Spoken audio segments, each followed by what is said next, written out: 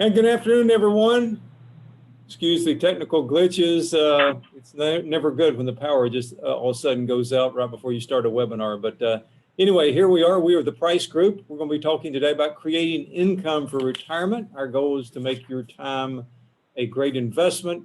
We'll talk about several issues, leave some time for questions, and our goal is for you to be a better educated retiree on exiting the seminar. Who are we? We're the Price Group. Myself, Randy Price.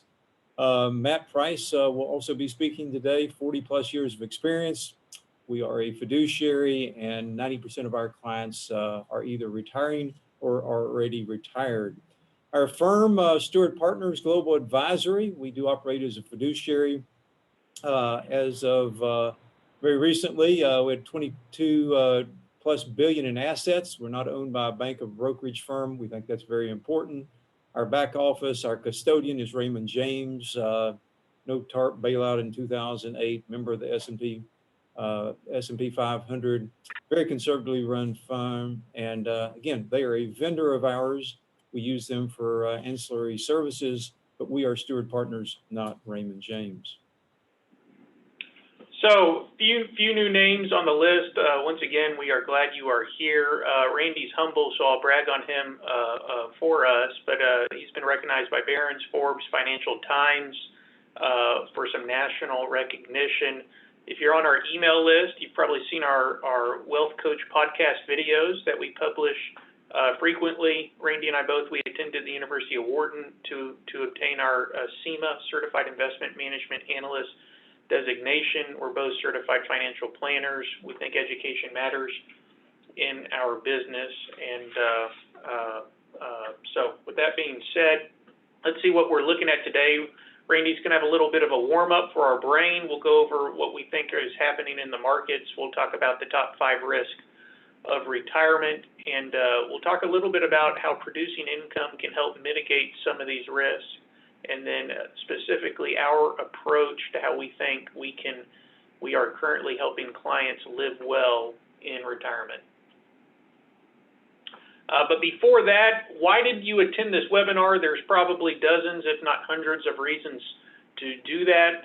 Some might be concerned if your money will last through retirement. The closer you get to retirement, the more costly mistakes become. That's a big reason that people typically will join us. Looking to generate steady income in retirement, and no, that's not some annuity commercial. You know, others are possibly looking to see how the tax landscape could be changing here in the coming months, or some people are just kicking the tires looking for a second opinion. But even though everyone's here probably for different reasons, we're confident in saying this: everyone is looking for the 3 C's: comfort, confidence, and clarity, as it pertains to their retirement. So let's start here, warm up our brain. What was the annualized total return of the 500 largest stocks, affectionately known as the S&P 500 index, for the decade of the 1930s? You've got 4 choices there, and voila, the answer would be A. Market earned 0 during that period of time. So we're thankful that that's not been the case here recently. As we look here at a market overview, Matt, talk to us about where we are right now in the bull market. Yeah, so this is a pretty busy slide. What we're looking at from left to right here is dating back to 1900 up through the end of 2020, and green is good, red is bad. Not saying anything you don't already know, but one of the main questions we get is, how long do bull markets typically last? And bull markets here, the last 2 that is, dating back to World War II, round numbers 24 years. And the more recent bull market here lasting a little over 17 years. So we say the current bull market started in the spring of 2009. We think there's 3, 6, maybe even 7 years left with the current bull market, if history is an indicator of what should happen moving forward. We're talking about the stock market, but let's switch gears. Typically when you're retired, you need income and not taking as much risk. So let's talk about bond prices and interest rates. The Treasury bond yields are close to a 70-year low. We've had negative real yields after inflation for the 5-year Treasuries, some negative yields across the globe, and a lot of money has flowed into bond funds over the past few years. Why should that concern you? Well, as we look back in history, we look at 3 periods of time. 1920 to 1940, you put your money to work and you retired, and voila. Again, in a real rate of return after inflation, you did very well on Treasury notes or Treasury bills from 1920 to 1940. And then what happened there at the beginning of 1941 is the world was involved in a world war. Over the next 40 years, you actually backed up. You had a negative rate of return after inflation for Treasury notes, for Treasury bills. And then we flipped to a third door, 1982 to 2009. And again, you did very well by investing just in Treasury notes, Treasury bills. So we can tell with absolute accuracy how we did in time period 1, time period 2, time period 3, but that is history. What you are most wanting to know is, how will things work going forward? How will things work for the time that I'm retired? Should I invest in fixed income? What kind of fixed income should I be investing in? And so as we look at the next slide there to talk about, you've got what if interest rates move higher? We've got a whole generation or generations, plural, that have not seen a bear market in fixed income. So you've got the duel of competing interest rate factors. You've got factors that support higher interest rates. You've got factors that support lower interest rates. And so there's this ebb and flow. A lot of people will watch the 10-year Treasury. The 10-year Treasury is the bond which most of the mortgage rates sort of pivot off of. It has been much lower, but it's back up to about 1.6%. Just to give you a feel, back at one time, it was over 15%. So it's going to be really difficult for rates to go a whole lot lower. Obviously, they could. Rates could go negative. We don't think that will happen. But we do see some inflation by virtue of supply-demand imbalances, commodity costs going up, the government printing a lot of money, et cetera. It very well could be that interest rates do move higher. And that's a whole different environment when you're retired to see the value of your fixed income go lower, which you're looking at sort of the ballast of your ship, so to speak. Another thing we're getting a lot of questions on from clients are high debt levels as it pertains to the U.S. Debt burden. And as you can see here, this is a look dating back over to the last 40, 45 years or so on the amount of debt when compared to the gross domestic product, the GDP.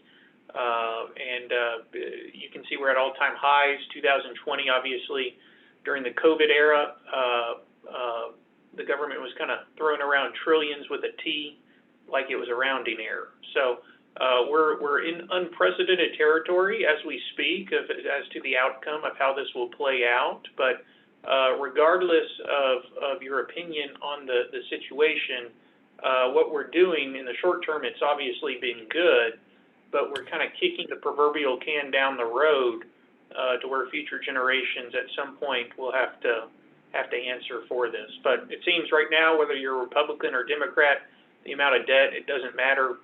Both blue and red seem to like to spend money when they're in office.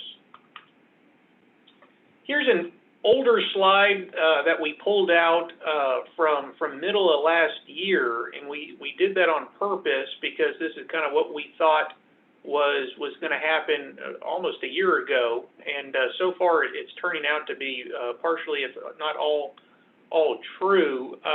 We saw a sharp fall off 12, 13 months ago, a sharp rebound, and then what we talked about with clients for the second half of last year is we think there is going to be an acceleration in earnings growth over the next 12 to 18 months. And that's slowly what we are seeing. The economy, it's kind of like we say here in a triathlon, we're kind of on the bike right now. And at some point, we think the growth slows, but the last few months have produced really good economic numbers. We do think that continues here over the summer months as well. So if you are retired or thinking about retirement, you've got to be aware that there's many risks to retirement. This is not an exhaustive list, but we're going to talk about 5 of the largest retirement risk or most important retirement risk. Retirement risk number 1, longevity, living too long. The probability of a 65-year-old in good health living to age 70, 80, 90, 95. And so, Mickey Mantle is quoted as saying, if I known I was going to live this long, I've taken better care of myself. Well, we want you to take better care of yourself financially. So you'll notice the couple percentage is demonstrably higher than the single life. So what happens is you're typically, if you're married, you're planning for husband and wife. And so therefore you need to be aware of the numbers on the far right as opposed to the numbers on number 1 or number 2 columns there. So the average 65-year-old will live to be 85, and 1 in 20 will reach 100. Think if you have some progress in continued medical advances, that could even be more. And so that relates to number 2 as we turn the page here, inflation. Inflation, a hidden tax. We can talk about things costing more and sort of interesting in a way, seeing what's going on. I mean, lumber prices are 4 times what they were a year ago. You're seeing energy prices higher, copper. Talked to a client that actually sells copper wire, and he said it's a great time if you can get product because people were willing to pay anything that you ask. But he said we just can't get anything. People are on allocation. And so the consumer price index, you can see there what it's averaged during the time, and it's been up and down. We've typically seen inflation, consumer prices rising about 2% per year. The government is now excluding energy and housing and food from, housing and food, energy and food from this. And so the numbers are a little bit different than they've been in the past, but a 4% inflation rate, cost of living, CPI, will double your cost of living in 18 years. So it indeed is important to realize that if you retire, especially in your 50s, that your money has to last a longer period of time, and lasting a longer period of time means you are more susceptible to inflation. And so a 3% inflation has a much bigger impact on the 55-year-old retiring than it does the 75-year-old retiring. So again, there were periods back when inflation was 6% or more. 6% inflation will double your cost of living in 12 years. So again, something very important to be aware of. It's that real purchasing power that you're after, purchasing power after inflation. You want to be able to buy goods and services going forward, not just have more money to spend, the movie ticket, the gallon of gas, the computer, the house, the trip, leisure trip, etc. So third risk of retirement that we're going to talk about today is the performance of the market. A little bit of a busy slide. Let's see if we can paint a picture with our words here of what's going on. For those of you that are still working, the sequence of returns, the order in which you get your stock market, bond, cash returns, it means absolutely nothing. And so looking here at this bar chart on the left, let's say in the first year, you have a 29% rate of return, followed by 7% rate of returns year over year. And then in the 10th year, you have a negative 15% rate of return. That, if you flip the returns, you have a negative 15 here, positive at the end, you're going to come out with the exact same amount of money regardless of the order. Once again, prior to retirement, where you are not in a withdrawal phase. Now compare that to the chart there on the right. When taking distributions from your portfolio, the sequence of returns has a dramatic effect. You can see here, same concept, good return up front, bad return at the end. You're starting with you can see $100,000. You end this 10-year study with about half of your money, a little over $50,000 left. However, if you get that bad return up front and the good return at the end, you run out of money somewhere between years 9 and 10. And so the point we're trying to illustrate here is sequence of returns has a dramatic effect in retirement. And so we see a lot of good spreadsheets, as you can imagine, being here in Houston. We have quite a few engineer clients, and so they bring in these elaborate spreadsheets, and we always love looking at them. But that static rate of return, if you get pick a number, 3% rate of return per year, 4% rate of return per year, 5%, whatever the rate of return is, just looking at this static rate of return is not adequate, because we all know that's not how the real world works. The market's not going to go up by 3% per year every year. And so what we do is we actually look at it from that angle. We call it developing our family index number, but we take it one step further. And we do what we call Monte Carlo simulation, where we show people retiring 1,000 different times.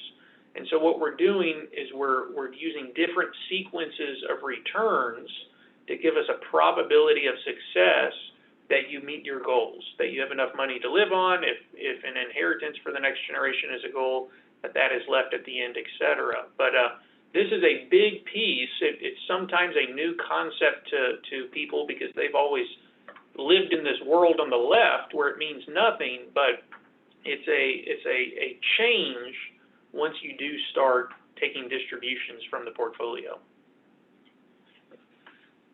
And on that same topic here, market performance, when you're taking money out from a portfolio, kind of logic would tell us that if you're down 10%, well, I have to be up 10% just to get back to break even. Well, not so fast, my friend. If you're taking money out during retirement, looking here, if you have a 20% negative return in your portfolio, and let's say you're taking 5% out of your portfolio, and including inflation, you actually need a 37% rate of return just to get back to break even. So the numbers are really skewed against you, and that's why in retirement, the strategy, the investment selection, what we're doing, there's a philosophical difference when you're trying to grow capital and when you're trying to use money to live on, produce income on a regular and consistent basis. One of the main goals that we're looking for our clients is we're trying to mitigate some of that downside volatility. We're not trying to stub toes in a negative period of bond and or stock performance. So that's very important. We'll move on here to retirement risk number 4 that we're going to cover, investing without a process. This is a little bit of a busy chart, but the title of the chart, "The Flow is Wrong." You can see that the S&P 500 performance is the dark green line, and you can see that the fund flows or the bond flows are the mountains underneath that line. And so you see that there during the period between 996 and 602, when the stock market hit basically one of its highs, people were just putting money into stock mutual funds at a rapid rate. So looks like everything is good. I need to own some stocks. And so they put money into stocks. Well, voila, what happened there in 2008? The stock market was low. The old adage, buy low, sell high. That it was a time where it was if you will, the buying opportunity of a lifetime. And yet what happened? There was a great sell of equities because it looked like things were horribly wrong. The market was way down. The risk was high. The volatility was high. It was scary. The headlines on the news, etc. And so people at the exact wrong time pulled money out of stocks, stock mutual funds, individual stocks, etc. And they put money toward bond and bond funds. And so you can see there from the gray mountain, if you will, that the bond flows were tremendous during that period.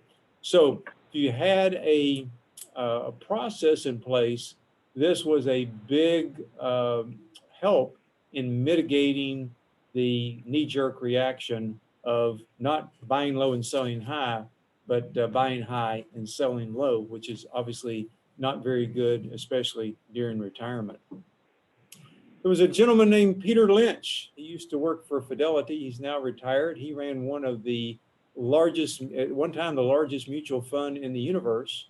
And he was asked a question, very interesting question, where the reporter raised his hand and said, "Mr. Lynch, what was your number one thing that you regretted during your very successful investment career?" Now, the reporter expected an answer along the lines, we think, of, well, I should have bought this stock, or I should have had more in this sector, or I had a stock that was a real bad stock and we had to sell it and take a loss. And without missing a beat, Peter Lynch said, the average investor in our fund, again, it was a Fidelity Mutual Fund, came nowhere near the earning the same total return of the fund. And the reporter had this puzzled look on his face, like, what in the world are you talking about? Peter Lynch went on to explain that Fidelity, like all the other mutual funds, can look at the average investor when they put money in and when they took money out, and through the computer calculate what their investment return was. So you can see the 20-year annualized returns from 2001 through 2020, whether it be REITs or high yield bonds or just stocks, S&P 500 bonds, homes. The average investor was down there below 3%, right just above inflation. I guess that's somewhat good news. But the average investor did a horrible job of buying low and selling high.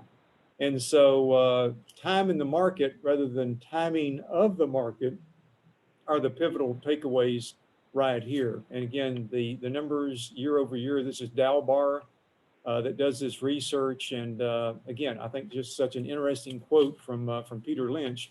But again, investing without a process, if you have a process, you're going to be less likely to, if you will, buy high and sell low. So again, investing in a process is very important. Healthcare, obviously a risk also. Things keep going higher, but healthcare seems to move higher still, whether it's going to the doctor, having a trip to the emergency room. And with 3 kids in college, I've done my share of those. But you're going to need a bunch of money, if you will, during retirement for healthcare costs, healthcare expenses. And so according to the Fidelity Healthcare Study, the average couple spends over $280,000 to spend for these healthcare costs during retirement. So again, part of what we think is the foundation of a great plan, of a great retirement plan, and that is looking forward and making sure we put some things down on paper on a financial plan to help make sure that we've dotted our I's, crossed our T's, and we are actually prepared for the uncertainties and also the risk, at least 5 here we're talking about, of retirement. So good segue question. How do we face these uncertainties? And so we're going to go through a few steps where we think you can face some of these uncertainties head on. And once again, looking for the 3 C's: comfort, confidence, and clarity as it pertains to your current or future retirement. Creating a retirement roadmap. This is what Randy just mentioned. Retirement's not an event, it's an ongoing process. If it's not a plan, if it's not written down, it's not a meaningful plan.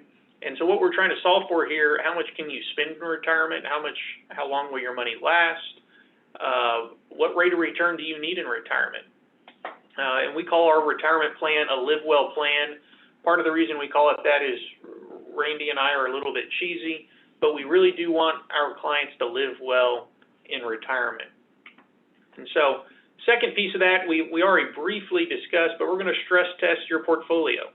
And there's 2 components to that. There's something that we can really look at from the numbers and say, hey, your portfolio would be down this month, this much in a 2020 type drawdown, in a 2008, 2009 financial crisis drawdown.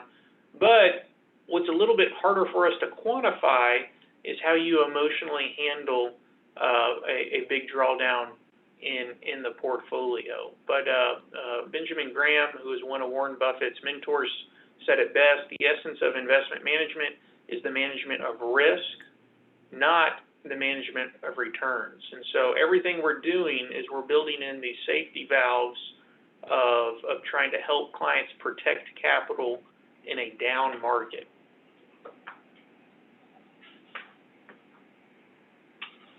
And the third here, maximizing Social Security benefits. Had a great call with a client just last week, actually, on she was actually entitled to a benefit that she was completely unaware of, and so it was almost $1,000 a month of in her mind free money.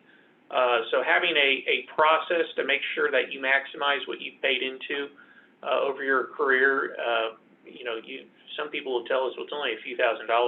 It doesn't matter. It can have a dramatic impact on your plan, plus or minus a couple $100,000 over your retirement based on how you do file it. Full retirement age for most folks is 66 to 67.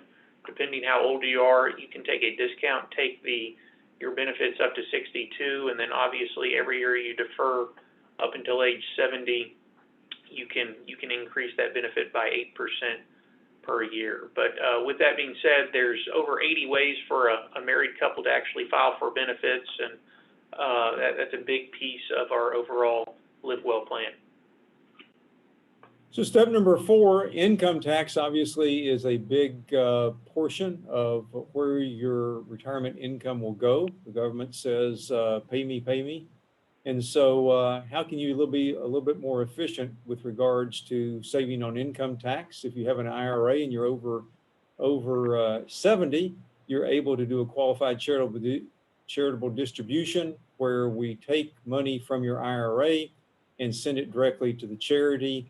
That offsets your required that portion of your required minimum distribution, and therefore you get money to a charity at a very low tax cost. For many people, if you tried to take the money out of your IRA and take a deduction for it, you don't have enough itemized deductions, and so that would just go to waste. So we really want to make sure that the people that are at the point where they're taking required minimum distributions are considering the qualified charitable distribution, QCD for short. You might own some shares of your company stock. You've had them for years. You may be getting too much of that stock, like to sort of whittle down, reduce your allocation to that. And in almost every charity will take appreciated shares of stock. You move that money to their account. You get deduction for that. Charity sells it. Since they're a 501c3 charity, they sell it without any tax. So we beat the tax man out of some capital gains tax, and you don't have to come up with cash to make a charitable deduction, charitable gift. You can also bunch up your deductions where you pay your property taxes you pay 2 years of property taxes in 1 year, etc. In order to bunch up over the standard deduction amount. Somebody may wait and pay their 2021 property taxes in 2022 and then prepay the 23 and the end of 22. And so again, you're getting 2 property taxes in 1 year. That may help. Or you can do the same thing with charitable deductions. You really can't do much with interest. But again, it's a higher hurdle to overcome to be able to itemize. And that's where some of these other strategies really come in handy. Cash flow planning is not budgeting. The budget is the bad word, but we call it cash flow planning. You can look at needing 70 to 80% of your salary prior to retirement and what you probably will spend. Perhaps some of you have heard of the 4% rule. That was a study that's been done and re-looked at and much written about over the years that said, hey, you can take 4% out of your retirement portfolio, and if there's good times or bad times or medium times, you're still going to come out okay. Well, today, things are different. And the thing that is different is that the interest rates on the bond piece, the non-stock piece, is lower. Interest rates are lower than they have been for years. And so, Matt, flip back to that previous slide there just for 1 minute. You can see money will run out at a much quicker rate. I hear people, have heard through the years, people say, well, you know, rather than take out 4%, I'm going to take out 5%. It's just 1% more. Well, it's just 1% more, but statistically, that's 25% greater. And you can see there, if you start with $1 million and you're taking out 5%, you would have run out of money in this hypothetical. 6%, 7% obviously would run it out quicker. So we think, look before you leap as far as retirement. Make sure you understand what you're spending. The closer you can be to 3% rather than 4%, the better. But again, the earlier you start or when you start will have a big effect on that also.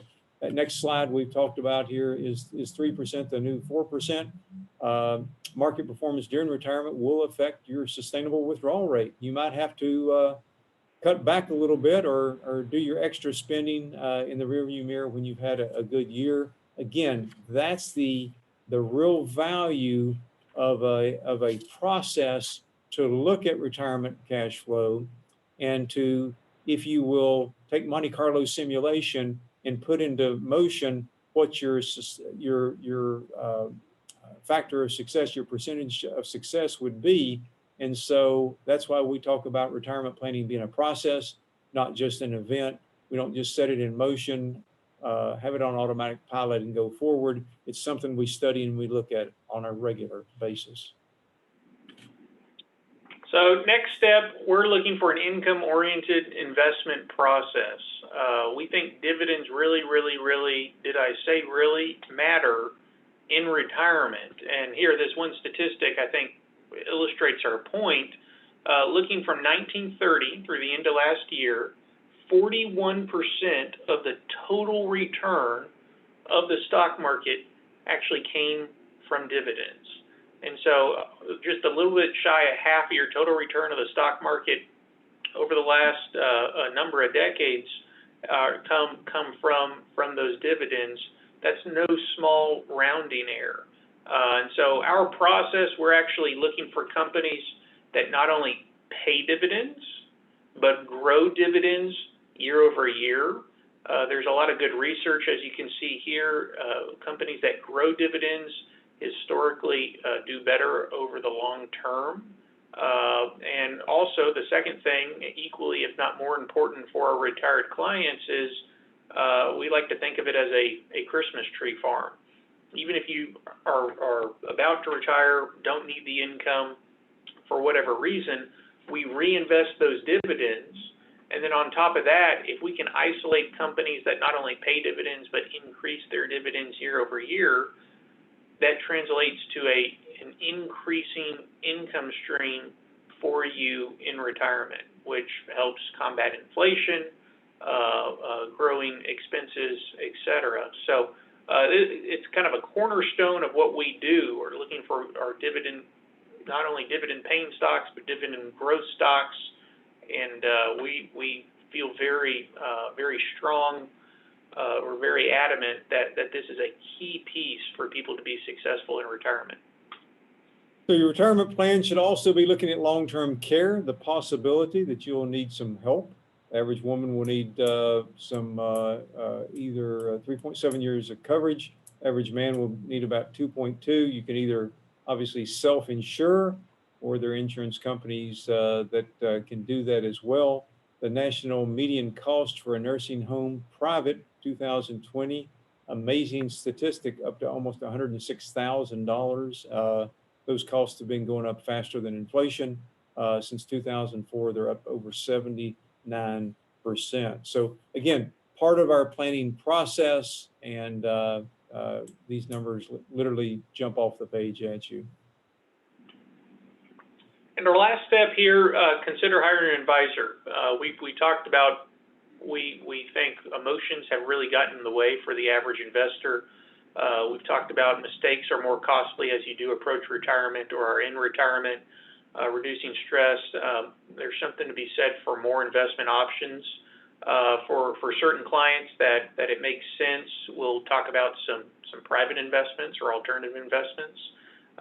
Having access to individual bonds opposed to just mutual funds and or ETFs can be a big deal for some investors. And, how do you produce income? People have said, well, I've done this by myself for my whole career. And a lot of people we talk to have done really, really well for themselves, but making this shift into retirement, it's a different ballgame. And so regardless of if you end up hiring someone or not, we think it's good to at least kick the tires. Sometimes we can help spot out some blind spots that people have not considered for their retirement. So we'll spend here just 2 minutes or so talking about our process. Randy, how about you start us off with why we think we need just more than an investment guy? Yeah, when someone asks what we do, we lay a lot of importance to the foundation of retirement, and that is planning, a good financial plan. Holistic means we take into account all the parts of it. The investments may be the sexy, the most fun, the important, but the other stuff is just as important. You got income tax planning, estate tax planning, cash flow, insurance, goals and objectives. Again, a Benjamin Graham quote: the best way to measure your success is not by whether you're beating the market, but whether you've put in place a financial plan. And this is key, a behavioral discipline that is likely to get you where you want to go. So you need more than just an investment guy. We think planning is paramount. So what should retirement plan include? It's not an event. We talked about that just briefly. It's an ongoing process. If it's not written down, it's not meaningful. And we call our retirement roadmap, our retirement plan, a Livewell Plan, because we want our clients to live well. And we talk about all these number of things, including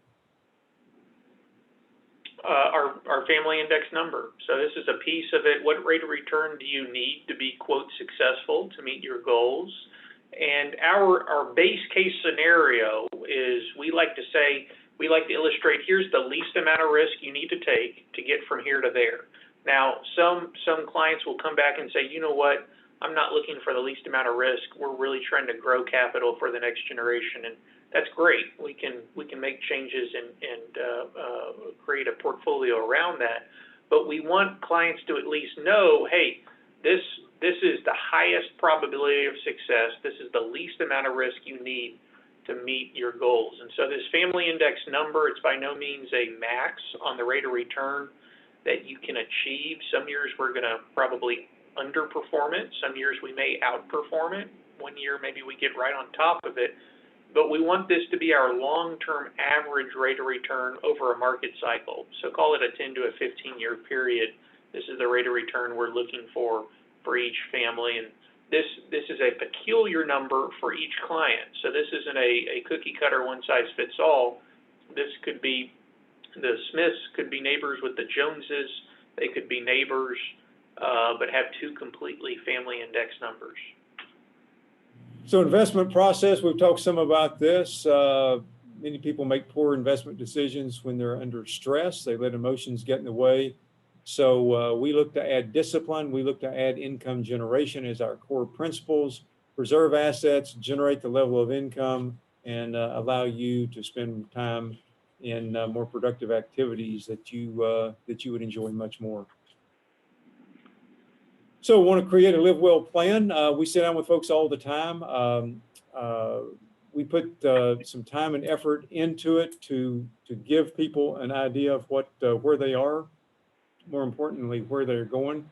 Clarity, comfort, and confidence are the 3 C's as we talk about that. And it's actually a very worthwhile time investment on your part. And again, we highly recommend, whether it's with us or someone else, to have some sort of objective financial plan to direct your path going forward. A few of you might be interviewing financial advisors for a pending retirement, or maybe you're currently required. Do this. We have a guide. If you're interested, I can email you a guide we've put together of the 10 questions we think you should ask every financial advisor. We've gotten some feedback. It was a real help to help people compare the differences of different advisors. It can be a murky, muddy experience if this is your first time kind of going through it. But some stuff here written down on the screen. The one piece that I want to point out, we think being a fiduciary matters. Are they representing you, or are they representing a bank? And as Randy said earlier, we here at Steward Partners, we're a fiduciary. We're not owned by a bank. We put the client's best interest first at all times. We attempt to have a very transparent cost structure, which we go over when presenting a Livewell plan. And I think you want someone that really specializes in the season of life you're entering or currently in. Randy uses a joke. If you have a heart issue, you don't want a doctor that does big toes on Monday, gallbladders on Tuesday, and hearts on Wednesday. You want a doctor that does hearts every day of the week, and same holds true for retirement planning. Retirement really is all that we do. So shoot us an email if you'd like a copy of that guide. Happy to help you kind of walk through the process when interviewing different advisors.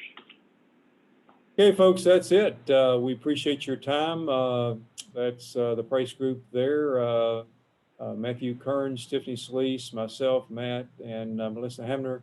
We're here for you. Please feel to reach out with questions or comments. Again, we think planning is the true secret sauce, and we've got a definitive opinion on things, and happy to share that for you. When we sit down with folks, I tell them not a cost or an obligation. If there's a good fit, we'll both know it. If there is, great. We'll talk about what it means to move forward.